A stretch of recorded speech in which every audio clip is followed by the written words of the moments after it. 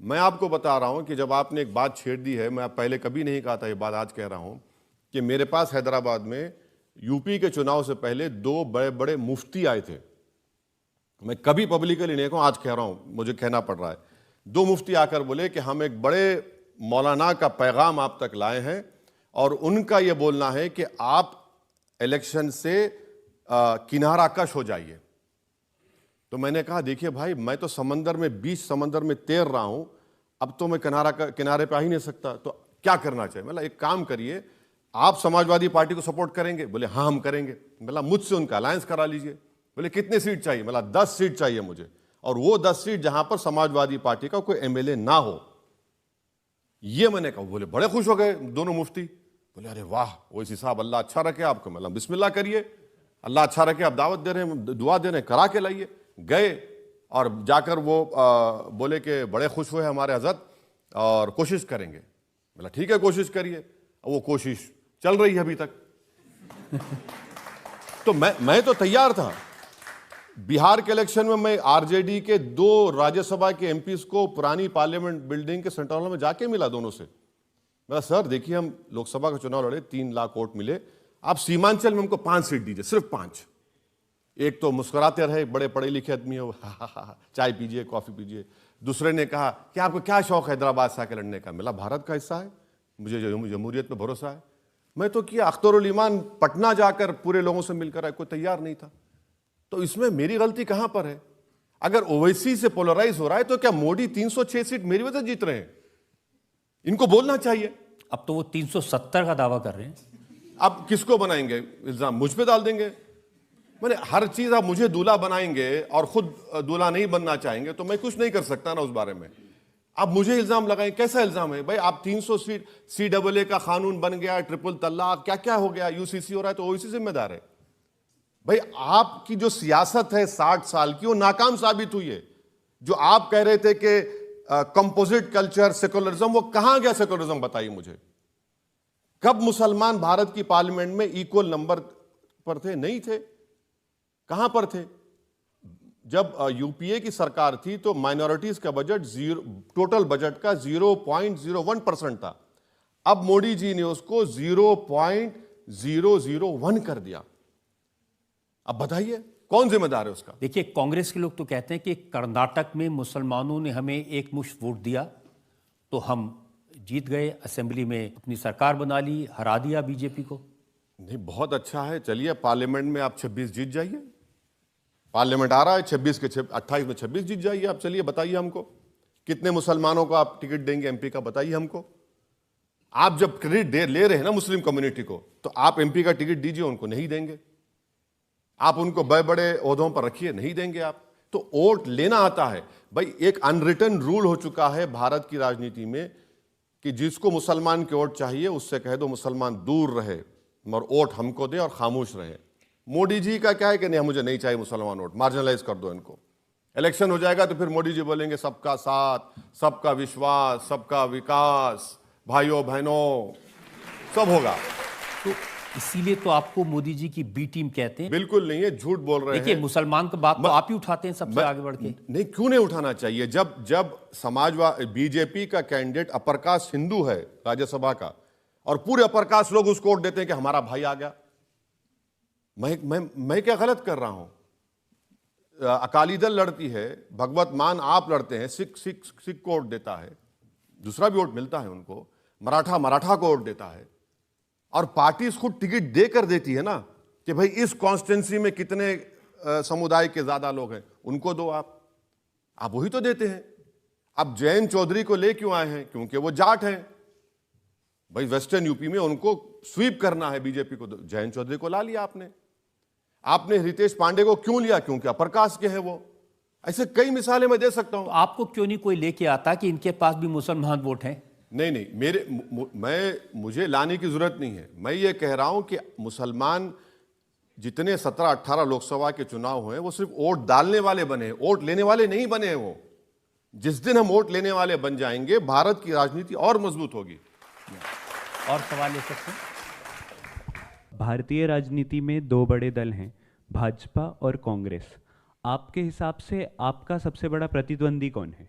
भाजपा या फिर कांग्रेस? दोनों है, दोनों एक सिक्के के दोनों रुख हैं, कोई फर्क नहीं है। लेकिन राहुल गांधी भी यात्रा निकाल रहे हैं, भारत जोड़ो यात्रा। सर मैं उनका स्पोक्स पर्सन कभी नहीं बन सकता इंशाल्लाह। उनका वही जाने, वही बताएं। वो माशाल्लाह से पढ़े लिखे हैं, काबिल हैं, बड़े परिवार से आते हैं और उनके घर में एक नहीं कितने तीन प्राइम मिनिस्टर हैं, वो भी बनना चाहते हैं, नहीं मालूम पर। तो कभी वो बन पाएंगे प्राइम मिनिस्टर आपके हिसाब से? नहीं, मैं अपना कह सकता हूँ कि मुझे प्राइम मिनिस्टर बनने का कोई शौक़ नहीं है, ना मुझे मंत्री बनने का शौक़ है। तो मेरे ज़िंदगी के मकसद अलग है, मेरे ज़िंदगी के ख्वाब अलग है, जद्दोजहद अलग है। अब जिनको बनना है, आप आइडियोलॉजी पर मुकाबला करिए ना मोदी जी से। आप आइडियोलॉजी तो मुकाबला ही नहीं कर रहे। आप अपना गोत्रा दिखाते हैं।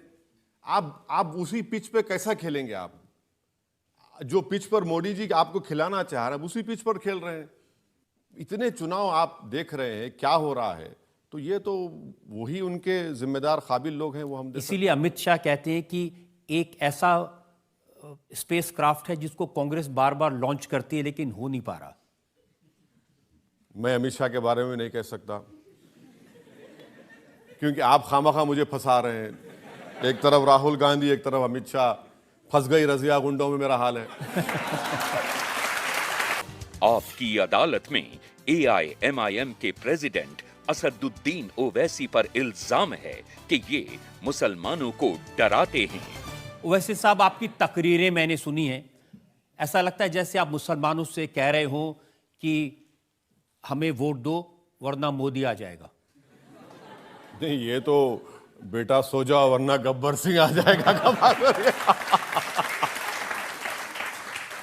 नहीं, देखिए मैं फिर से कह रहा हूं, 3 सीट में लड़ रहा हूं और ये बोलना कि मेरी वजह से मोदी बीजेपी जीत रही, गलत है।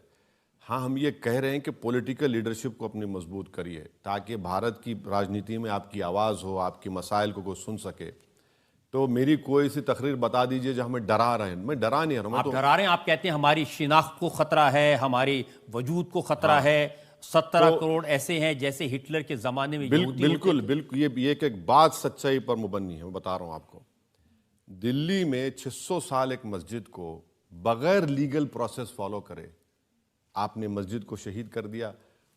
कब्रिस्तान से कफन निकल कर बाहर आ गया, वो ड्यू प्रोसेस है?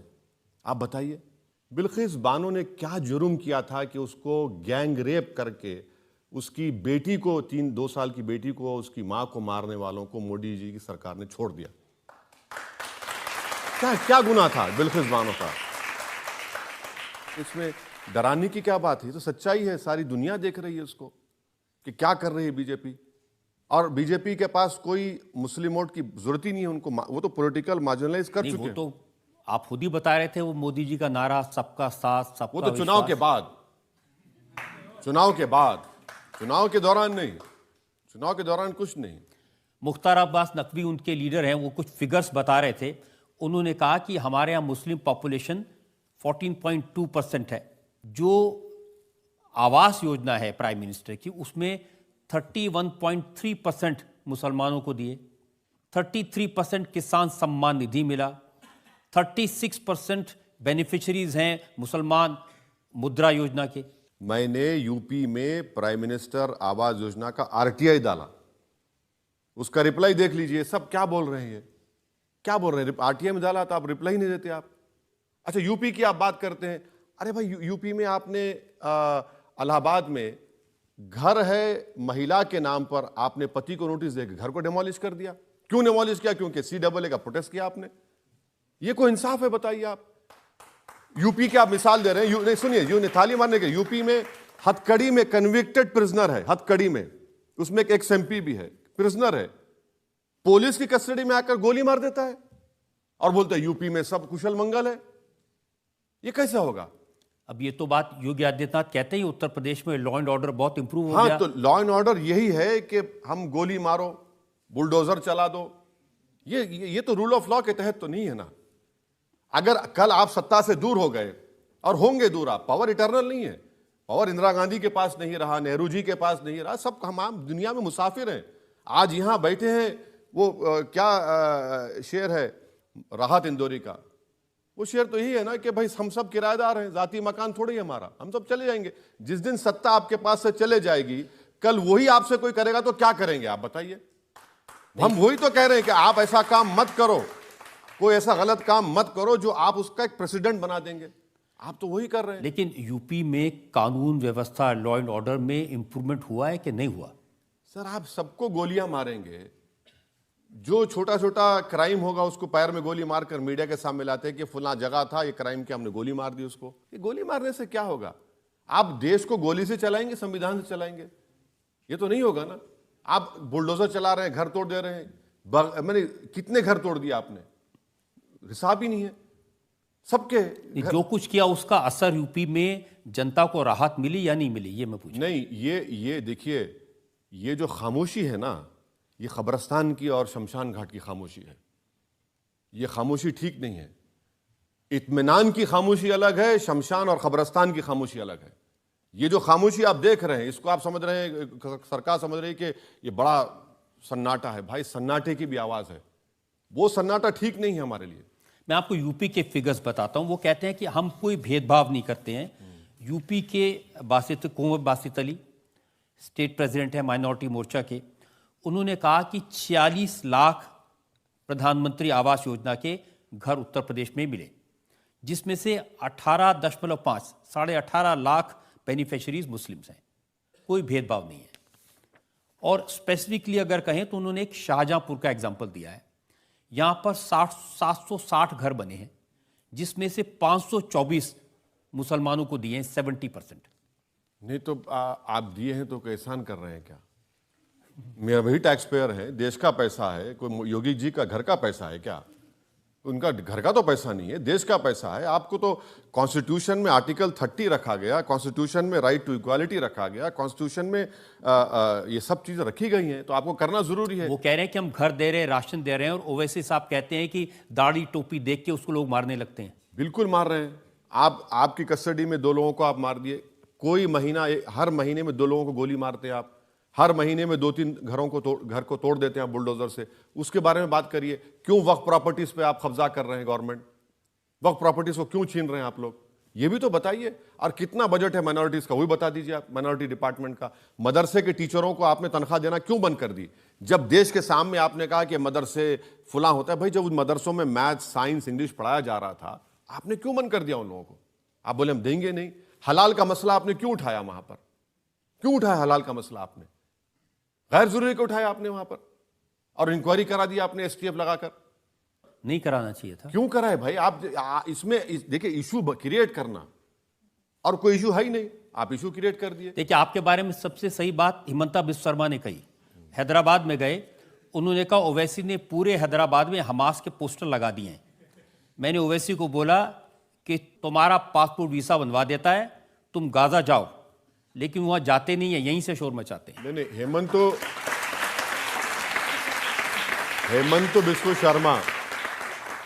हेमंत बिस्वा शर्मा वो कुत्ते और बिस्किट की दास्तान में कंफ्यूजन ला लिए।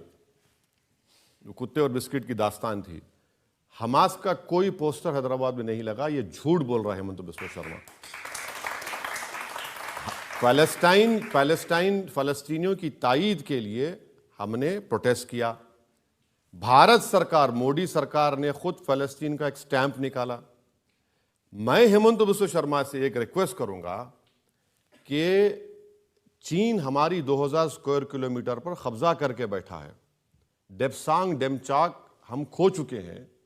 65 पेट्रोलिंग पॉइंट में से 22 पर हम नहीं जा सकते, वहां के एसपी ने कहा मोदी जी के सामने।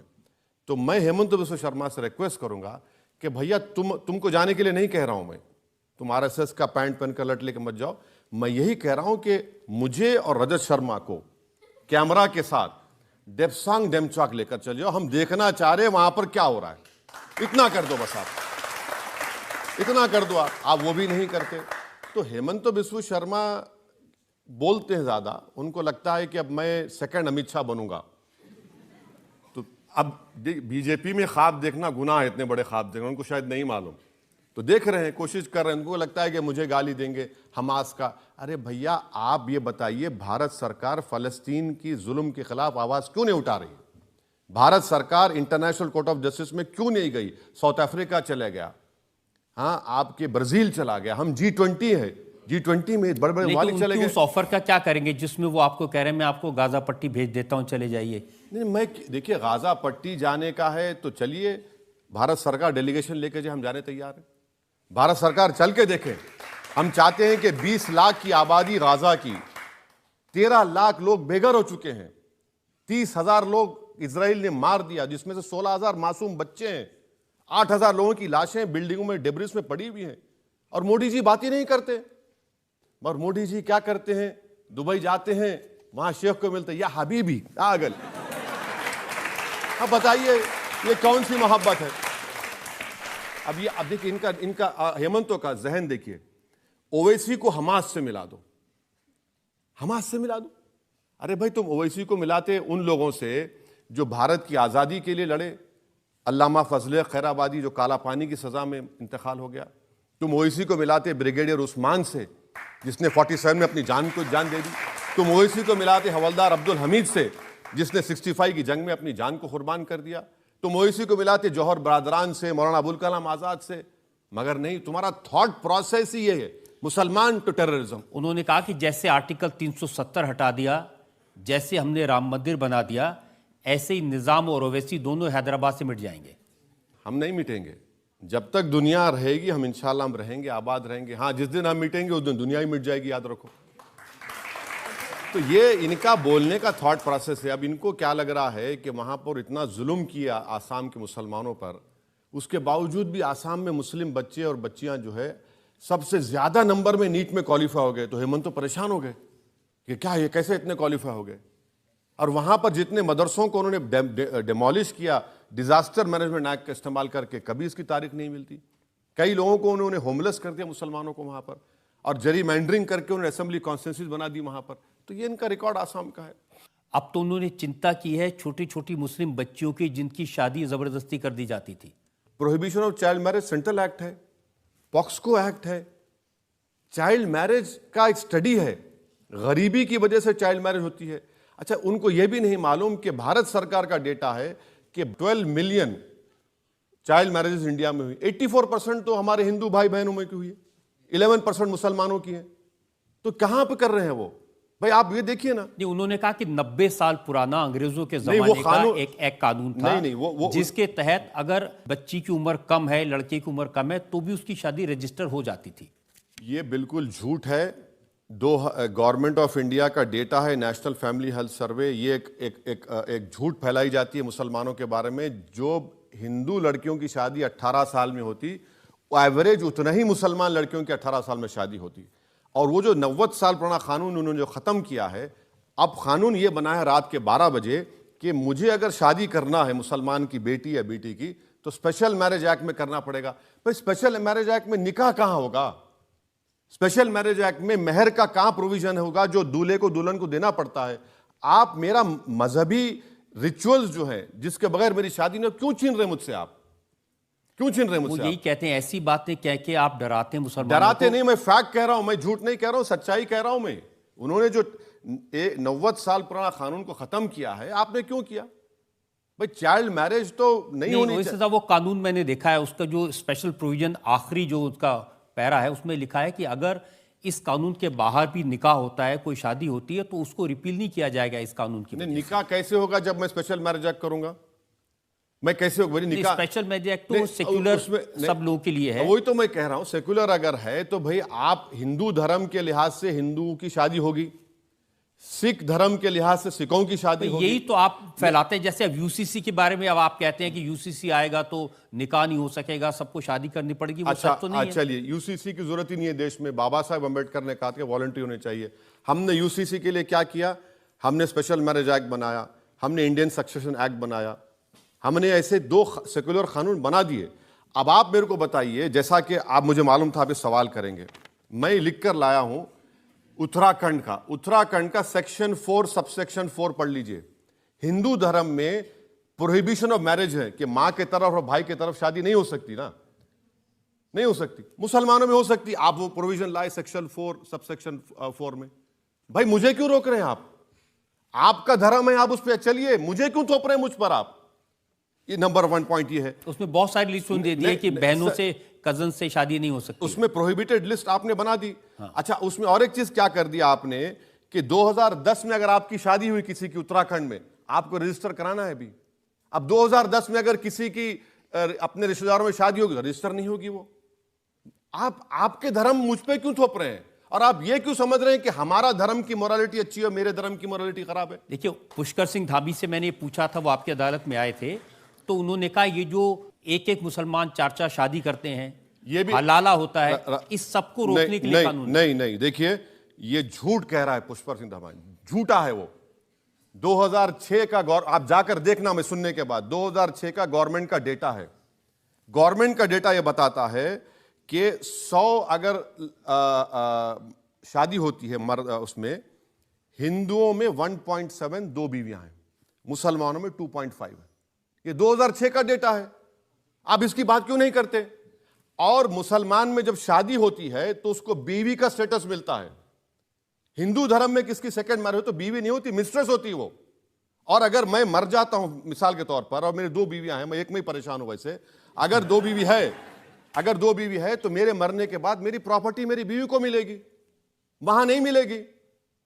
तो ये झूठ क्यों बोलते हैं लोग? अच्छा, आप ये बताइए, डिवोर्स का, उत्तराखंड में डिवोर्स का कानून आपने क्या कर दिया? उसको सेम कर दिया Hindu marriage act 54, special marriage act 50 और डिवोर्स एक्ट 1869। अरे क्यों कर रहे हैं आप अपने धर्म का कानून मुझ पर डाल के, और यूसीसी कौन सा यूसीसी है जब आप उसमें ट्राइबल्स को अलग करते हैं? यूनिफॉर्मिटी कहां है सर उसमें? जब आप यूनिफॉर्मिटी कहां कर रहे हैं? चौथी बात यह है कि उत्तराखंड का जो बोल रहे यूसीसी नहीं है, यूसीसी तो पूरे देश में होना चाहिए, और आप स्टेट में कानून बना रहे हैं। सिर्फ मुसलमानों को उनको रिलीजन से दूर कर दो, उनके रिलीजियस प्रैक्टिस से दूर कर दो। रिफॉर्म के नाम पर आप मुसलमानों से हमारा रिलीजन छीनना चाह रहे हैं। यही तो मैं बता रहा हूं, मैं तो एग्जाम्पल दे रहा हूं आपको। सेक्शन 4 सबसेक्शन 4 आपको कह रहा हूं, इनका डिवोर्स का सेक्शन 25, 27। और शादी जो इस्लाम में होती है ना, वो जन्म जन्म का साथ नहीं होता। हिंदू धर्म में जन्म जन्म का साथ है।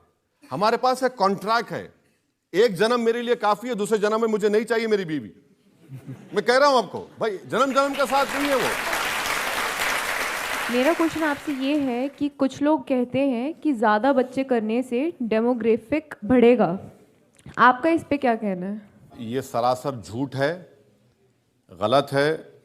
मैं आपको ये बता रहा हूं कि भारत में जो फर्टिलिटी रेट है मुसलमान और हिंदुओं का, 1992 में मुस्लिम फर्टिलिटी रेट था 4.41, अब वो आया है, लेटेस्ट जो डेटा है गवर्नमेंट का, 2.36। हिंदुओं का था 3.30, गिरकर 1.94 है। तो डिफरेंस जो है सिर्फ 0.4% का है। तो ये जो लोग बोलते हैं ना कि मुसलमान पूरे हिंदुओं से आगे बढ़ जाएंगे, नहीं बढ़ेंगे। 600 साल में भी नहीं बढ़ेंगे, 1000 साल में भी नहीं बढ़ेंगे।